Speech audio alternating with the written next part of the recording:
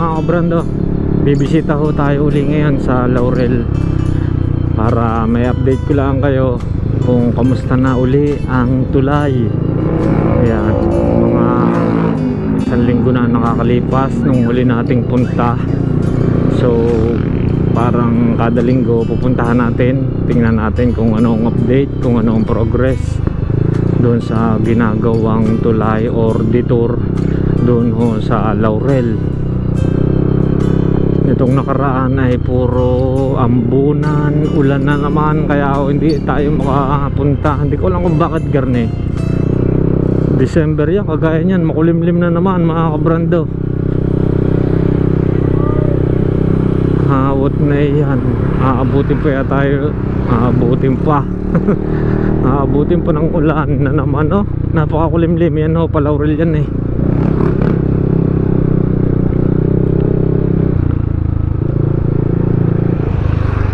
Dini malalim na, malalim. Tapos may tupad pa. Ayan, oh, malinis. Malinis na. Ang lakas ng tubig. Ang lakas ng tubig. Malinis na.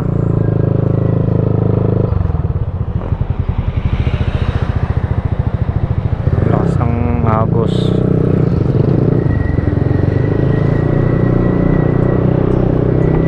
Diretso na tayo sa Laurel. Tingnan natin, parang nakikita ko na kung ano na ang progress ngayon sa tulay. Parang nalagyan na nila ng recrap at saka ho ng culvert yung kabila. Tingnan natin mga kabrando. Pero sabi nga nila, ngayon daw hong magpapasko ay hindi muna nila itutuloy dahil syempre ano yun eh, bakasyonan or syempre magpapasko, uwian sa mga pamilya ay mga taga ibang lugar pa ho ang nagawa din eh, kaya ayun, mag-uwian nga sila hanggang bagong taon. Kaya siguro mga hanggang makabagong taon ang balik nila, makalampas ng bagong taon. Yan, normal na din eh sa Talisay at maraming salamat. Yan, in-update ko lang kayo. Ngayon ho ay 6 days na lang bago magpasko mga kabrando. Ay na-excite tayo sa pagdating ng araw ng Kapaskuhan. Pero syempre naalala pa rin natin itong nagdaang problema din sa Talisay, sa Laurel at Agoncillo. Tatry ko mga kabrando kung tayo makakapunta ng Agoncillo. Din pinalalim na rin kaya ay ganun pa rin.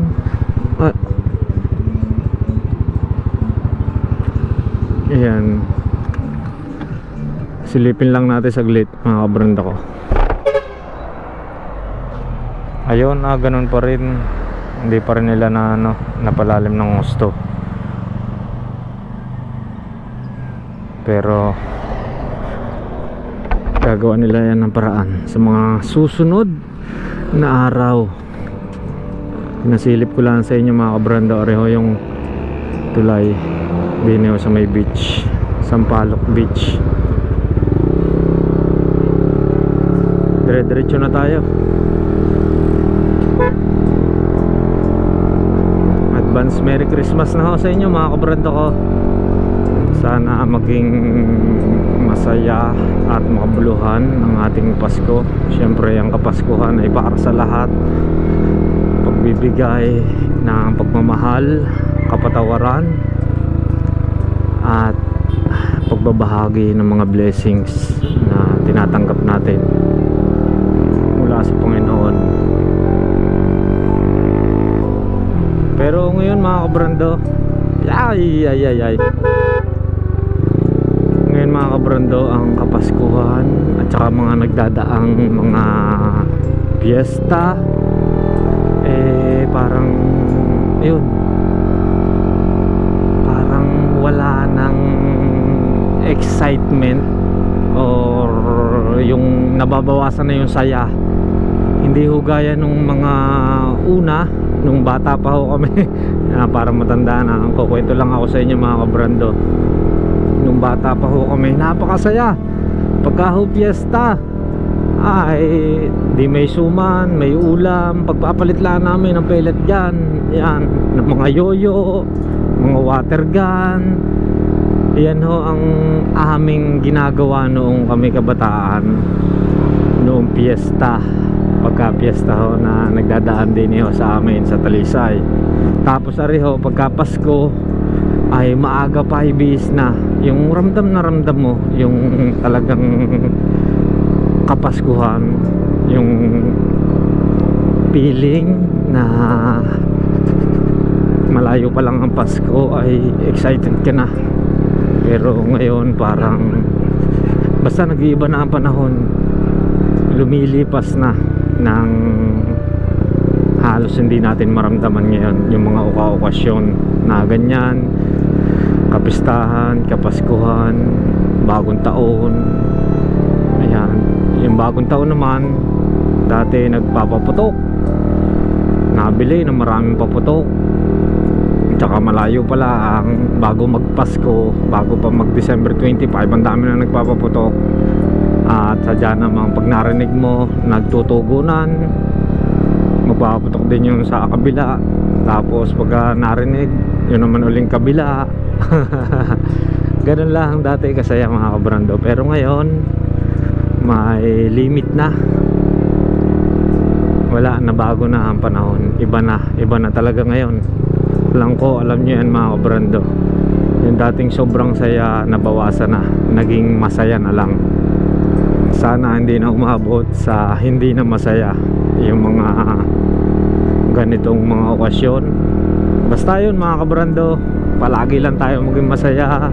Harapin natin ang mga pagsubok na dumarating, lakasan natin ang ating loob, manalig tayo sa Panginoon araw-araw, pagising pa lang at bago matulog, manalig tayo kay Lord. Hindi naman niya tayo pababayaan. Siya lang ang number one, nakasama natin sa araw-araw. Katabi niya siya mga kabrando. Kahit ako ganito, nagmumotor, siyempre kinakausap natin siya, tinatawag natin siya para makahingi tayo ng gabay. Nakakamiss lang mga kabrando, makapagkwentuhan ho sa inyo, yung mag-share ako ng mga, siyempre yung salubin ko, share ng mga thoughts. May handaan din may kasalan yata, birthday yan. Sarap kumain doon mamaya pagbalik. Patay.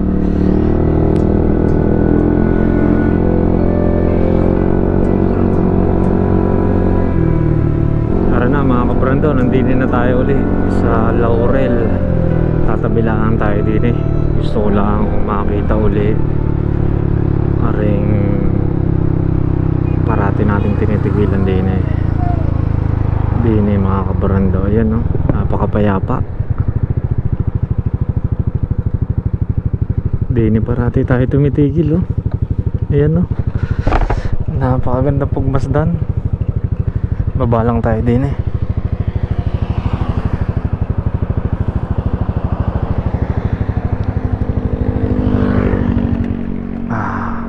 yan mga kabrando, napakaganda pagmasdan. Mga baka, tapos ito tubigan ito itong kalawakang ito, tubigan niya kung makapansin nyo doon. Ayun yung similyahan, similya ng isda, yung mga maliliit na isda bago pa ilagay sa mga fish cage. Yan doon, buhay na yon yung tubigan doon. Pero itong nasa harapan nating ari ay hindi pa. Madalas tayong tumigil din mga kabrando pagka tayo pupunta ng Laurel dahil nga napakaganda, napakasarap pagmasdan na view din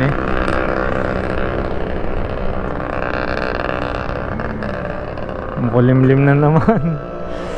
Ay. Kaya hindi tayo masyadong makapasyalo din sa Laurel. Ganyan nag-uulan, syempre amihan. May dalang mga ambon at mga panakanak ng pag-ulan. Yan ang buhay probinsya mga kabranda. Sarap pong pumunta doon sa mga tubigan. Gusto ko maipakita sa inyo pero private property ho yan, kaya hindi. Yan, pinakita ko lang sa inyo mga kabranda.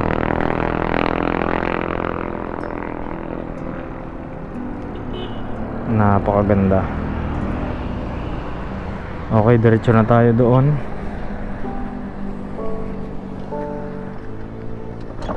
Dumiretso na tayo doon sa tulay. Tingnan natin.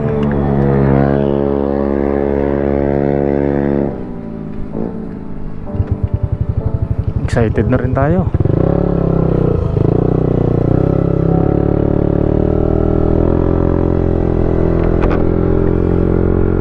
Napakaganda ng Laurel mga kabranda. Napakaganda ng magkakalapit na bayan. Bayan ng Talisay, bayan ng Laurel, bayan ng Consilio, basta mga parting Batangas. Napakaganda. Kaya ang dami din ng mga pumapasyal, mga nagra-rides papunta ho din dahil ho sa mga tanawin niya. At saka ho syempre buhay probinsya, sariwang hangin, malayo sa maingay na mundo.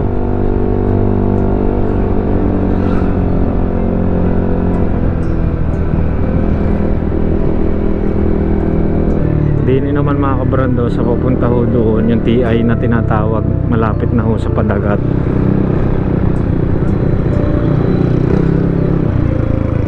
Dini na tayo sa bayan.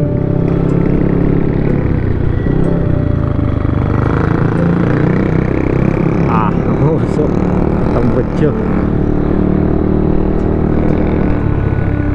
Ayan, munisipyo ng Laurel. Road close pa rin. Ayan nga, dahil nga sinasaayos ang tulay.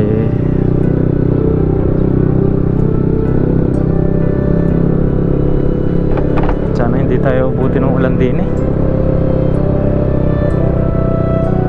Tingnan natin ang update din at ang mga bako ay nandini pa sa taas.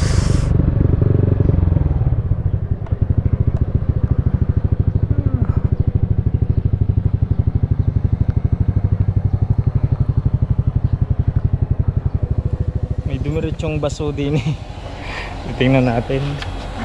Arihong magnificat. Tingnan natin mga kabranda. Pero papalagay muna natin ang helmet ho din sa Rosie.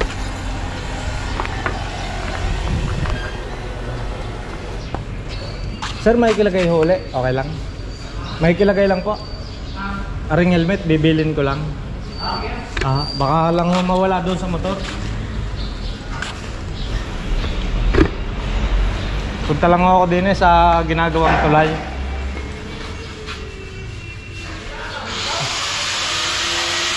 Arna, Rosie.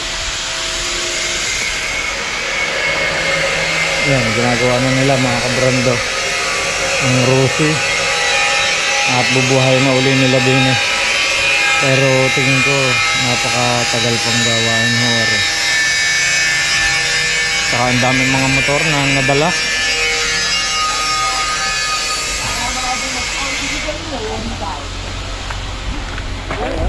Okay. Tingnan lang natin din Ay, teka.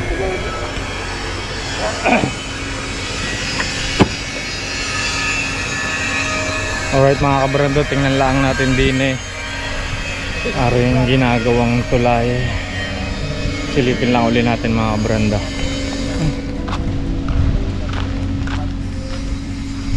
Asa na sir?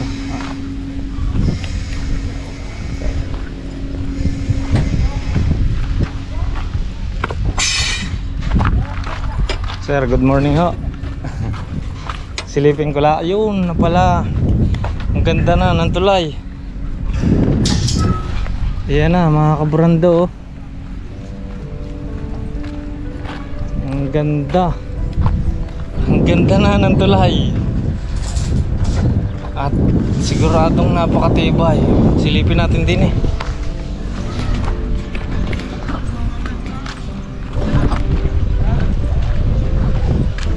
Ang ganda na ng tulay. Kaya okay lang ha na mag-video ako din eh. Papakita ko lahat tulay sa ating mga kababayan. Ayan, ganda din eh. Dire-diretso na tayo.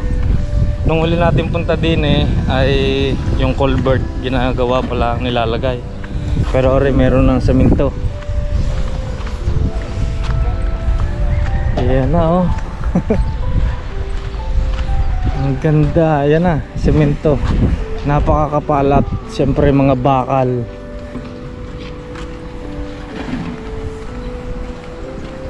Ayan na, ang tulay. Andinin na tayo.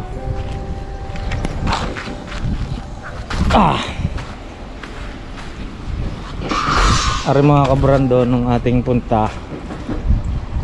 Ayan yung culvert. Yan nilalagay. Ayan o. Nakakatuwa lang mga kabrando at malapit na. At ariyo ay napakataas siguro. Ariyo nasa mga 4 feet ang taas. Napaka ganda at napakatibay. Ayan o.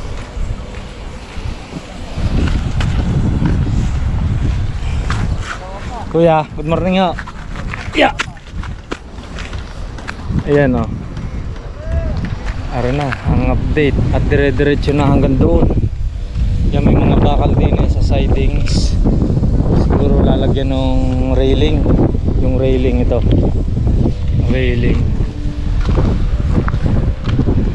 Tibay. Kaya nga na rin yung mga malalaking truck mga kabrando. Ayan, meron din pala din eh. Nilagyan din nila ng semento. Parang naging style niya ay dam. Ayan o.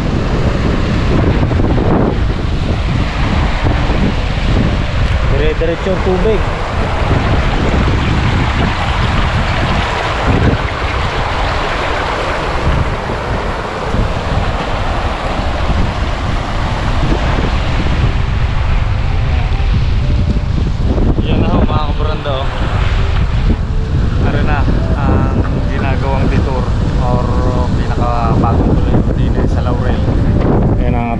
Napakatibay.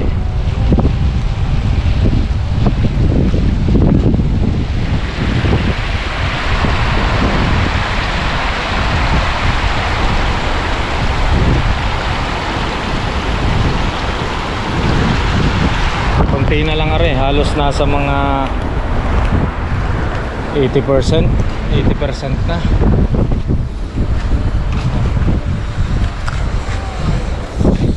Lapit na. Ayos na nga. Ayos na ang bagong tulay ng Laurel ano. Aray lalagyan ng railings pa din eh. Ay hindi na ha. Ano ang ilalagay din eh ha? Sa gilid na are.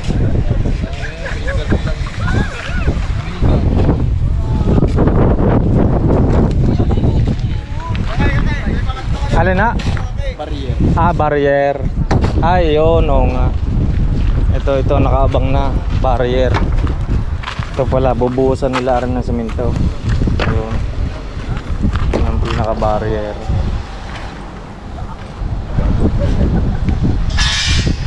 Ayos na, malapit na. Ano? Kailan no kayari? Kuya, kailan kaya ako madadaanan? Excited na mga ano eh.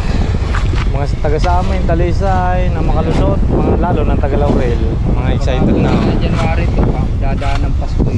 Oo nga, sabi nga dati nung punta ko din nung huli, baka nga syempre magbabakasyon ho kayo na ho, uuwi sa pamilya. Mga may target date na ho kayo. Ang target nga nito hanggang ngayong 2028 kakayanin kasi yung matagal Kaya nga yung parsada yung bubuhos mabilis lang yan.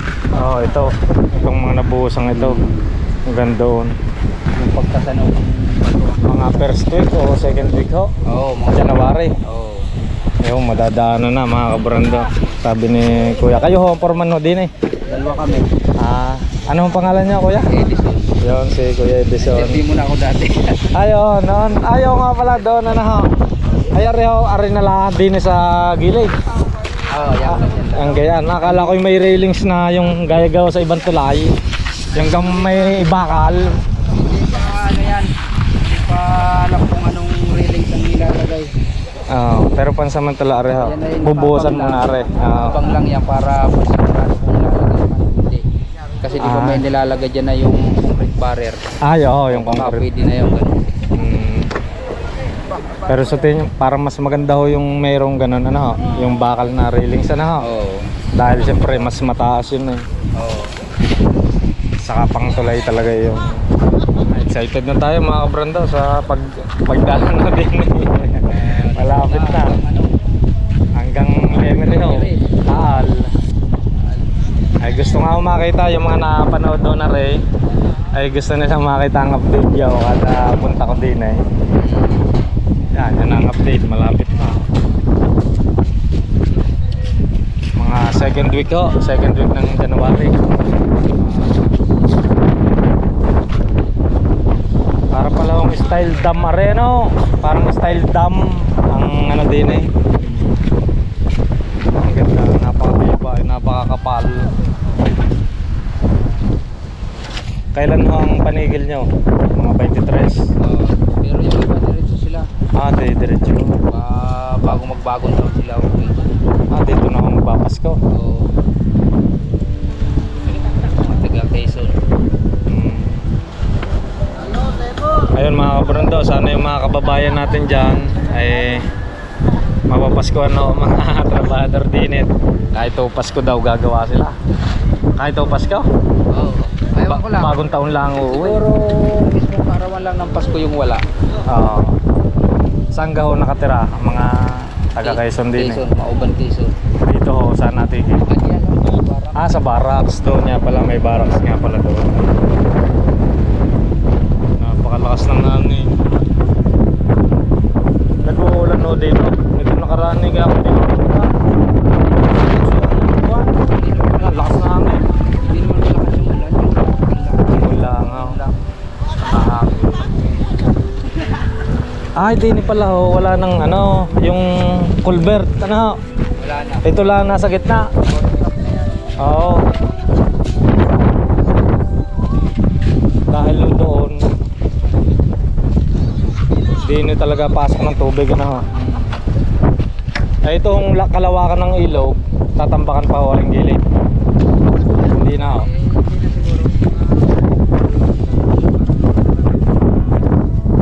Para sumakto ka din sa butas. Tubig, gaganyan. Yun na. Para sakto lang lagi lahat sa butas ang tubig. Sa bako tapos na ang mga bako. Wala na. Dito may ano yun pa rin. Magkakakot ng bulot din.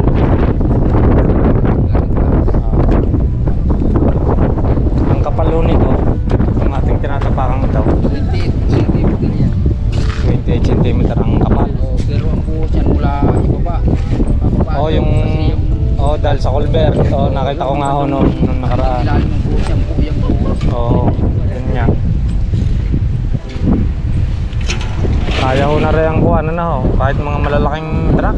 Kaya.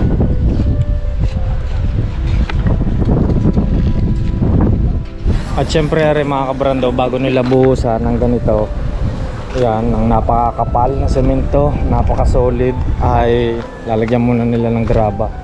Yan, kagaya din nung normal na paggagawa ng kalsada sa atin, sa mga main highway.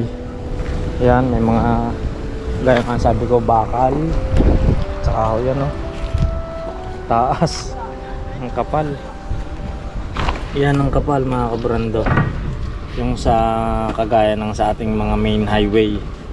Tapos itong nasa gitna, sabi nga ni kuya, ay hanggang ilalim. Sabagay nakita naman natin ho yan nung nakaraang punta natin, hanggang ilalim yung kanyang buhos.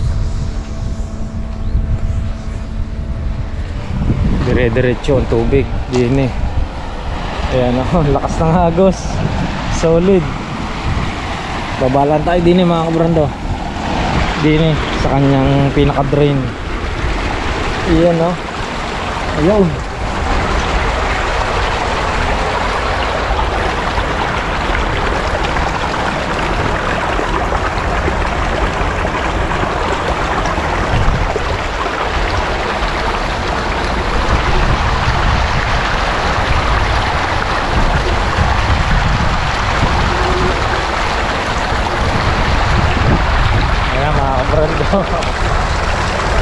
Natutuwala talaga tayo at malapit na oras.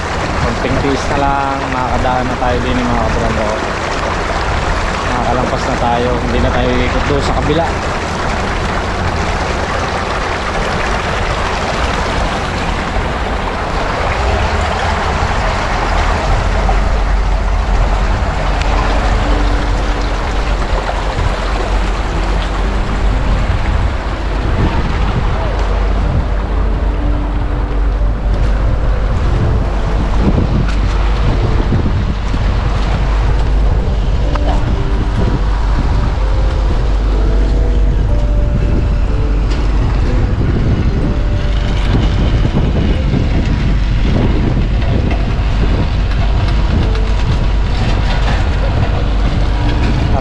Papatagin na yung mga graba para solid, para siksik na siksik yung ilalim.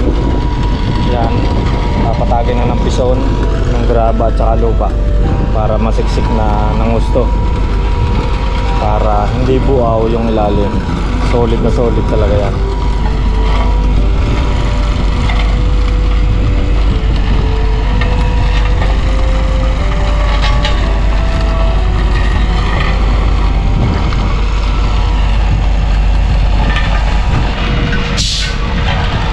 So yan na mga kabrando, bale magiging style ng ilog Hungare ay yan.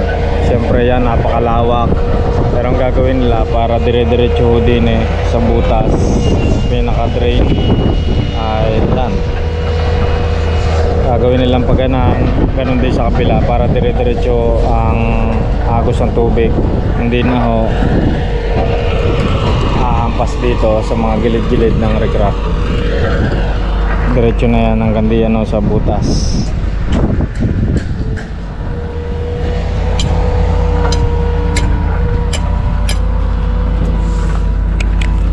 Napakasisipag ng mga trabador. Sana ngayon darating na Pasko ay mapaskuhan sila.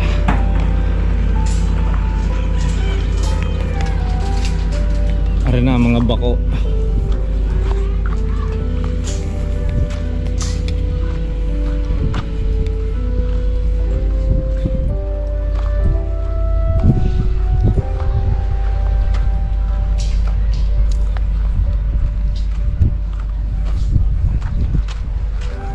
Ito yung graba na ilalagay doon. Yan, at saka itong mga pampatigas na ito yung pinaka nilalagay nila bago rekrapan. Yan ang kapal. Yan, napakakapal niyan mga kabrando.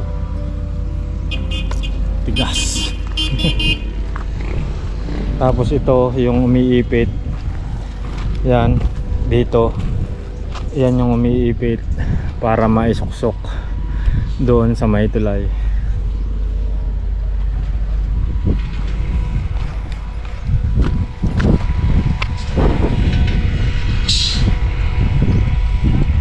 Mahabalan tayo din yung mga brando. Ayan no. Dito na tayo sa putol.